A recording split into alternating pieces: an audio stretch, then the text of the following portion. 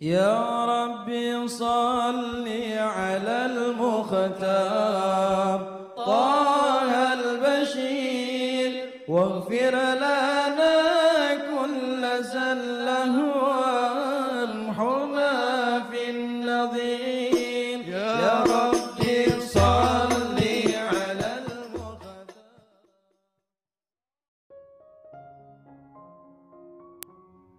Bismillahirrahmanirrahim. Alhamdulillahirabbil alamin.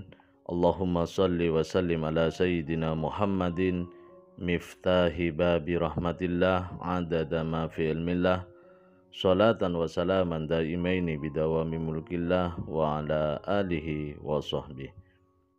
Allahumma shalli ala sayyidina Muhammadin salatan tunawwiru biha qalbi wa taqdili biha hajati fid dunya wal akhirah wa ala alihi wa sahbihi wa sallim. Assalamualaikum warahmatullahi wabarakatuh. Sahabat online yang dirahmati Allah, alhamdulillah kita bisa berjumpa kembali. Mudah-mudahan kita senantiasa mendapatkan taufik dan hidayah dari Allah Subhanahu wa ta'ala. Pada pertemuan kita kali ini, mari kita ngaji bareng Habibana Novel bin Muhammad Al-Idrus tentang cara tercepat dicintai Rasulullah Sallallahu Alaihi Wasallam. Jadi satu cara yang paling ampuh untuk dikenal sama Nabi SAW adalah banyak sholawat. Dengan banyak sholawat, nama kita sudah terdaftar. Namanya terdaftar. Terus Nabinya ngomong SAW, di antara kalian semua yang paling dekat dengan aku kelak di hari kiamat adalah yang paling banyak sholawat. Jadi yang paling banyak sholawat itu yang paling dekat.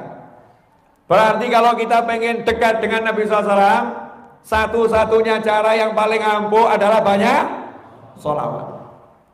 Yang kedua, yang akhlaknya paling mulia. Orang yang banyak sholawat, akhlaknya pasti mulia. Ada yang ngomong, Habib, itu tetangga saya ahlinya sholawatan, tapi bejat.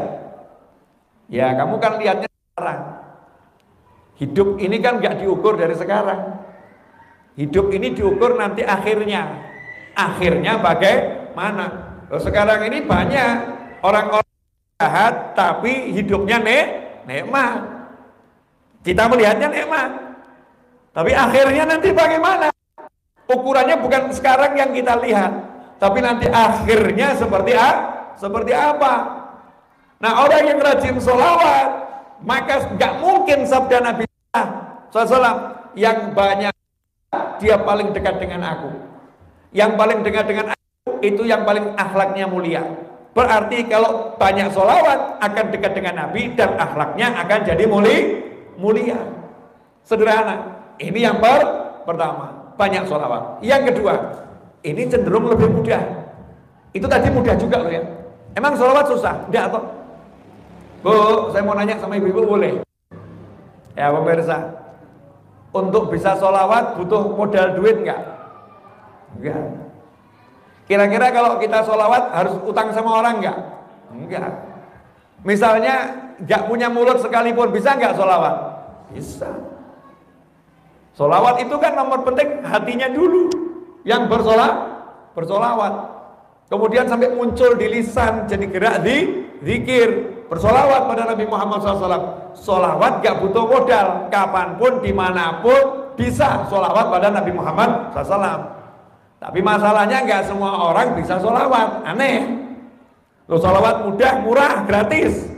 Ya, murah, mudah, bahkan gratis. Tapi enggak semua orang bisa sholawat. Nah, ikhwani rahimakumullah. Cara yang berikutnya, ini mudah juga, tapi setannya banyak. Seharusnya yang ngomong ini bukan saya. Yang ngomong ini seharusnya bukan Habib. Tapi sekarang semakin sedikit yang ngomong, makanya sampai Habib Novel harus ngomong. Ya, Habib Novel harus ngomong. Ini jalan dicintai Nabi yang paling gampang. Ini cara curang. Cara curang, metode curang. Tapi halal dan dianjurkan. Cuman kalau bahasa kita pokil itu.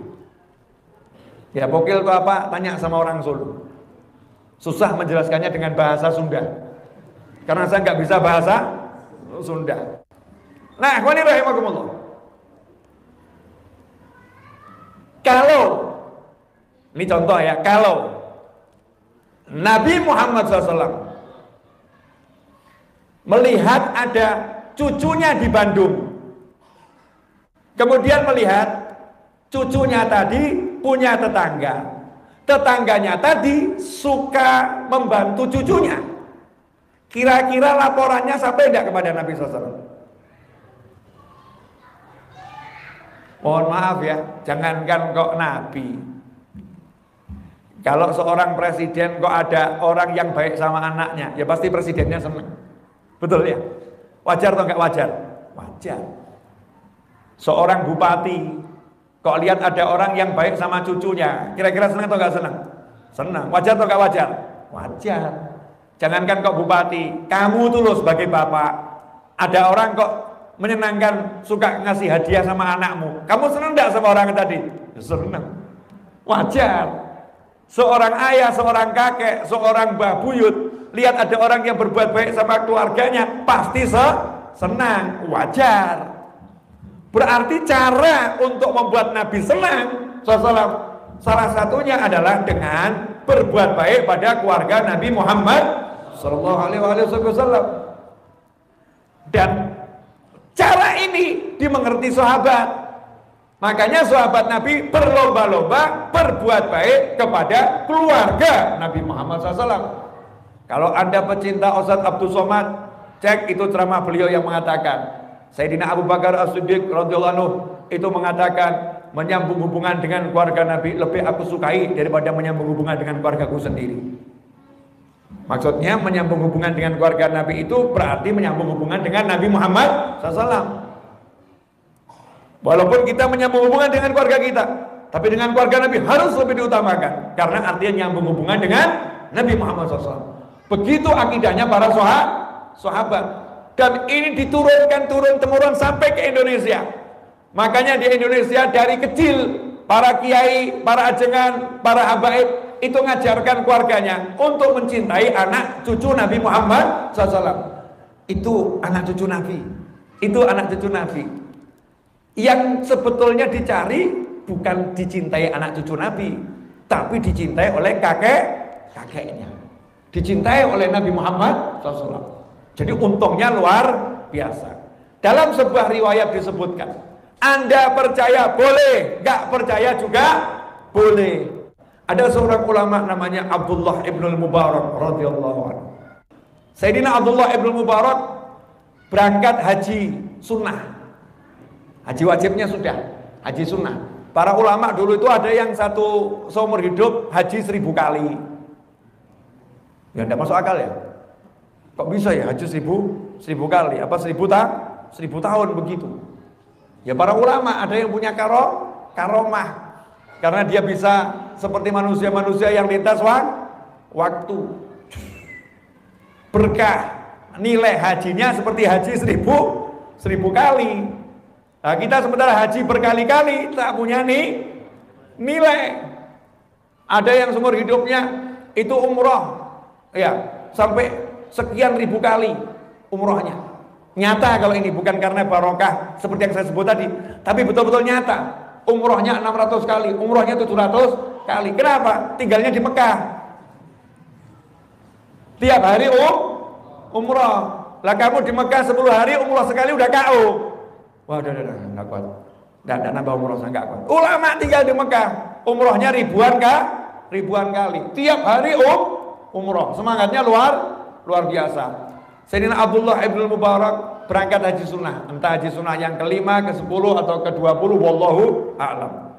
Berangkat. Di tengah jalan, lihat ada perempuan mengkais-kais tempat sampah. Diperhatikan sama beliau. Perempuan ini kenapa? Di tempat sampah ada kepala kambing bangkai. Saya mau nanya, kepala kambing itu kalau dimasak tim enak atau gak enak? Ya enak ya, tim kepala, sop kepala kambing enak. Tapi kalau bangkai kambing dimasak halal atau haram? Haram, bangkainya haram. Kalau kambing disembelih halal, mati karena sembelihan halal. Tapi kalau bangkai berarti bukan mati karena sembelihan, mati karena ajalnya tiba, entek umurnya, enggak disembelih.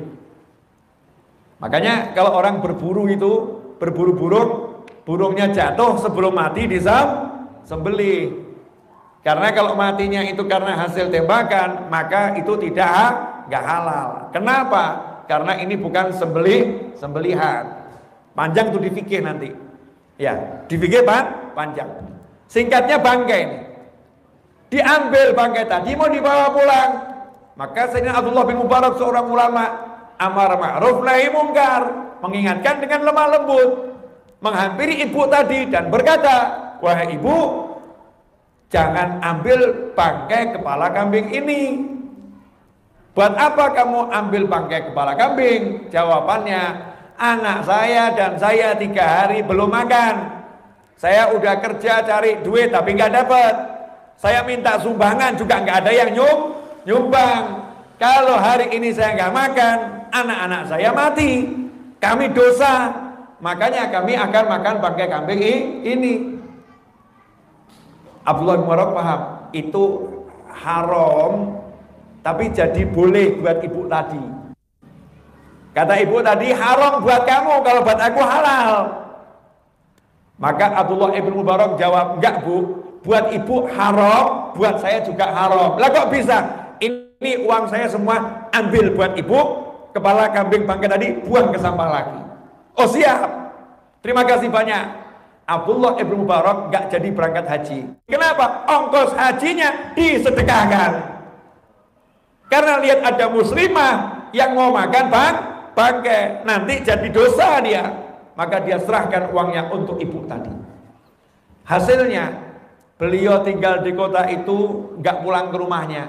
Kenapa? Mau menyembunyikan diri dari orang rumah.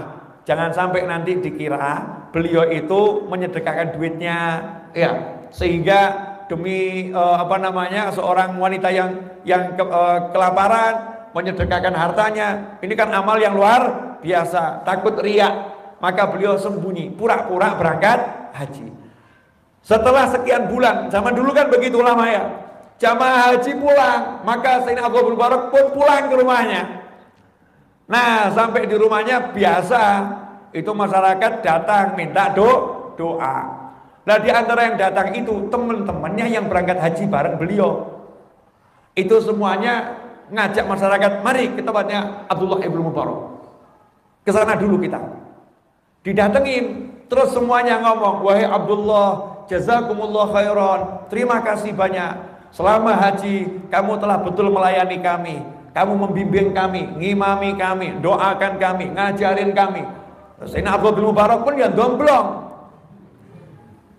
Orang haji kok. Bingung dia. "Oh ya, mantuk aja. Ya. Ya, alhamdulillah. Ya. Wa iyyakum. Gaya. Malamnya tidur. Mimpi bertemu Nabi Muhammad SAW.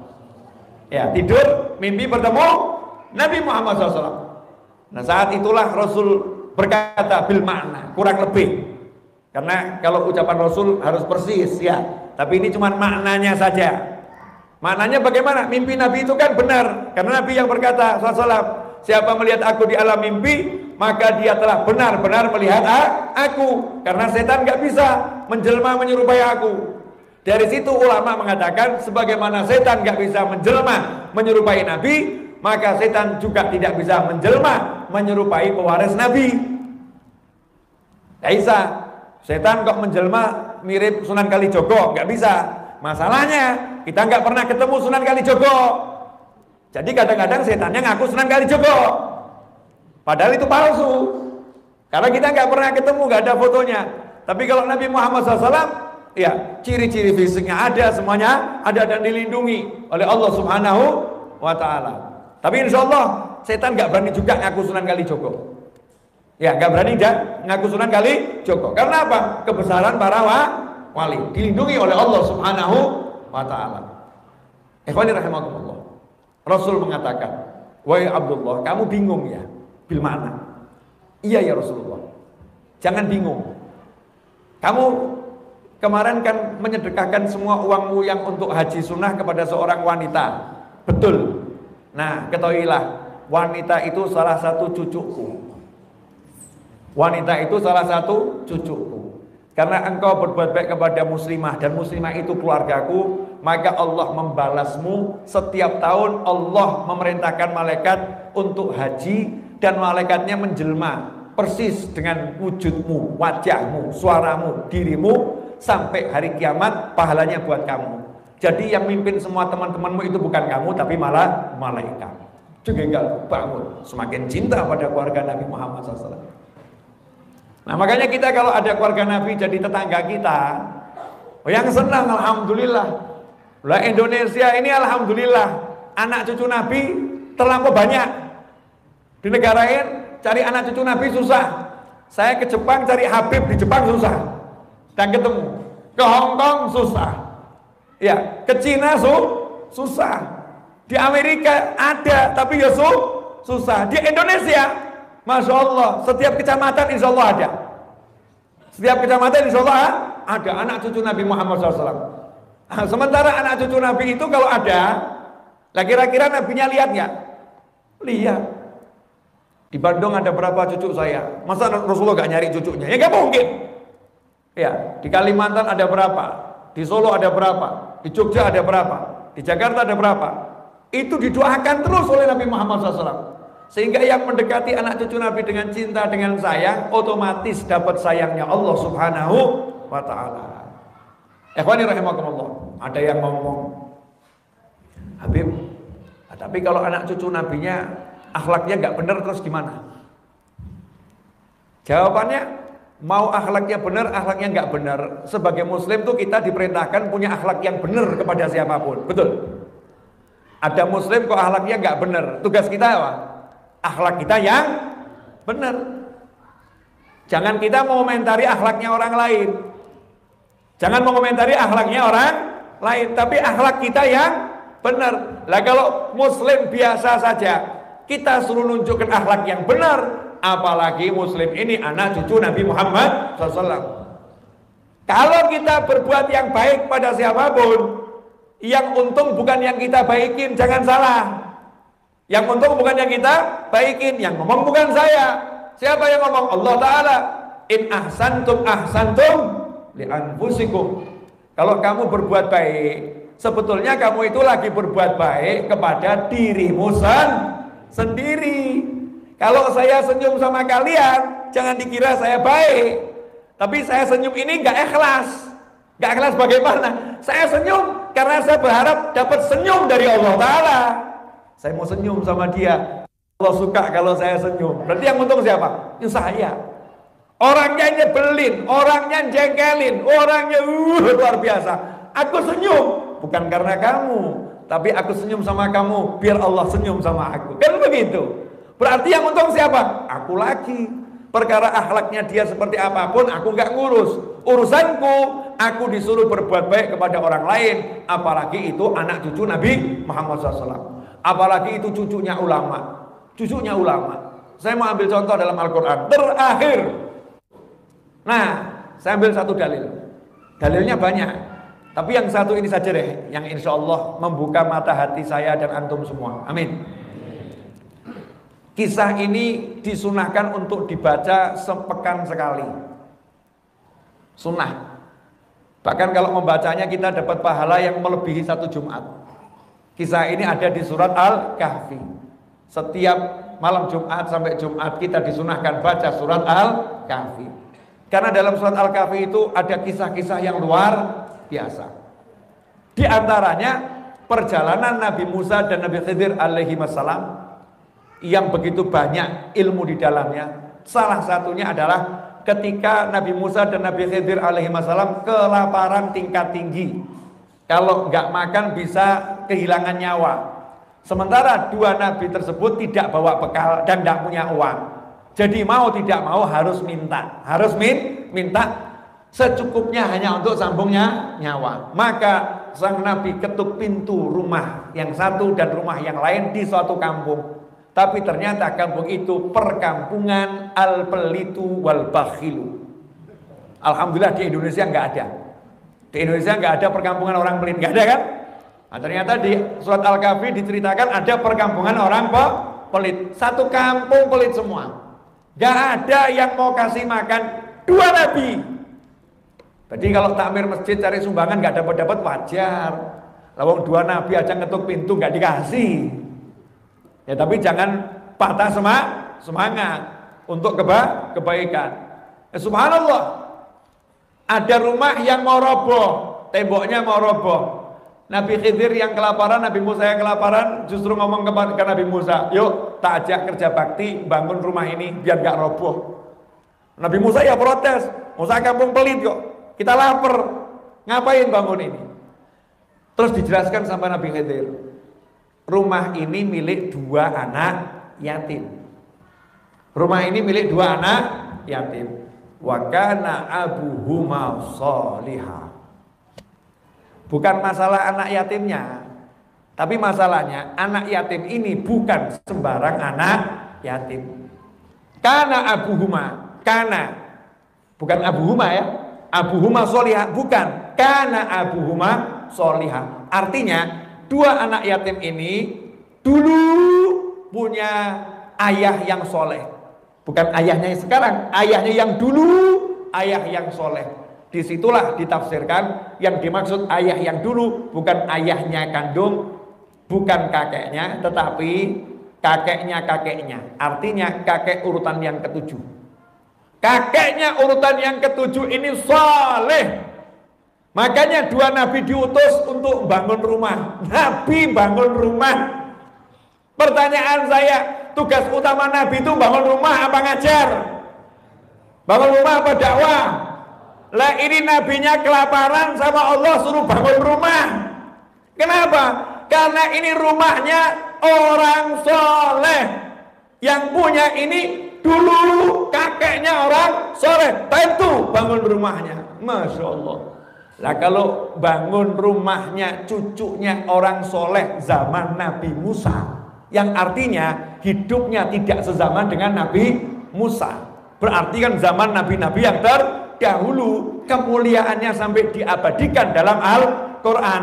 Lantas bagaimana kalau engkau membantu anak cucu Nabi Muhammad SAW? Pemimpinnya semua orang soleh. Ya, nah, makanya saya ini sebagai anak cucu Nabi paling senang kalau ketemu anak cucu Nabi. Kenapa? Kesempatan biar saya dicintai kakek saya mau mencintai cucunya kakek saya. Saya kalau ketemu anaknya kiai, cucunya kiai. Tadi kan di Al-Quran disebutkan itu ya, orang soleh bukan turunan Nabi, orang soleh dianjurkan untuk membantu dan mencintai. Makanya saya kalau ketemu anak cucu kiai saya nggak ngurus, nggak mau nanya bagaimana. Ini cucunya Mbah Hashim, saya akan cintai luar biasa. Ini cucunya Yai Nawawi, saya akan cintai luar biasa. Kenapa? Saya berharap kakeknya biar cinta sama saya. Urusanku sama kakeknya, bukan sama cucu-cucunya. Terserah cucunya mau ngapain, yang penting kakekmu milikku. Gitu. Saya mau ngambil hati kakek-kakeknya, saya akan cintai cucu-cucunya. Begitu seharusnya kita kalau pengen dapat syafaat Nabi Muhammad SAW. Syafaatnya ulama. Mau dapat syafaatnya Mbah Hashim Asy'ari, syafaatnya Yai Nawawi, syafaatnya Yai Khalil Bangkalani, mau dapat syafaatnya kiai-kiai besar, maka kita harus cintai anak cucunya. Perkara ada yang jalannya salah, amar ma'ruf nahi mungkar. Nasihat tetap jalan, tapi nasihat tanpa hati yang membenci. Nasihatnya dengan hati yang mencintai, dengan akhlakul karimah yang luar biasa kepada seluruh umat Nabi Muhammad SAW. Jangan beda-bedakan.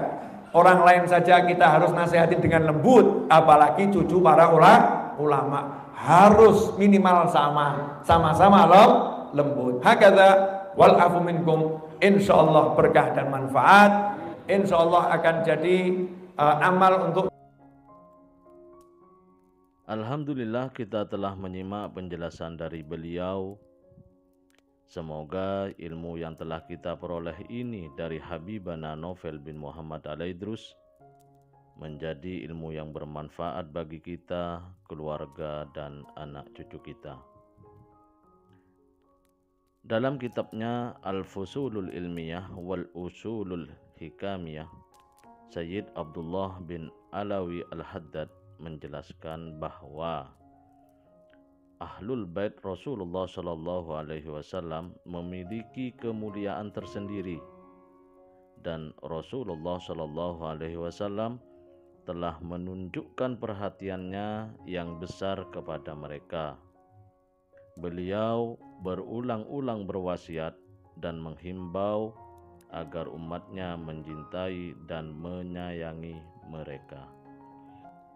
Dan Allah telah memerintahkan di dalam Al-Quran surat Asy-Syura ayat 23 yang berbunyi, "Katakanlah wahai Muhammad, tiada aku minta suatu balasan melainkan kecintaan kalian pada kerabatku." Dari kutipan di atas dapat ditegaskan bahwa kaum muslimin memang harus menghormati dan mencintai Ahlul Bait, bukan saja karena kekerabatan mereka dengan Rasulullah Shallallahu Alaihi Wasallam, tetapi juga karena Allah Ta'ala telah memerintahkan kepada Rasulullah Shallallahu Alaihi Wasallam untuk berseru kepada umatnya agar mencintai kerabat beliau. Dengan kata lain, perintah untuk mencintai Ahlul Bait merupakan perintah dari Allah Ta'ala. Rasulullah Shallallahu Alaihi Wasallam sebagai pemimpin kaum muslimin tidak meminta balasan apapun dari umatnya kecuali kecintaan mereka kepada keluarga dan keturunan beliau. Semoga dengan jalan memperbanyak sholawat, juga dengan jalan mencintai Ahlul Bait Rasulullah Shallallahu Alaihi Wasallam, kita semua memperoleh syafaat beliau, diakui sebagai umat beliau, lebih-lebih di akhirat kelak kita dekat dengan beliau Rasulullah Shallallahu Alaihi Wasallam. Amin ya rabbal alamin. Mari kita bersama-sama membaca sholawat. Allahumma sholli ala sayyidina Muhammadin ghina'i faqri wa hayati ruhi wa sururi qalbi wa najati fid dunya wal akhirah wa ala alihi wa sahbihi wa sallim. Wallahu a'lam bishawab. Semoga barokah dan manfaat. Assalamualaikum warahmatullahi wabarakatuh.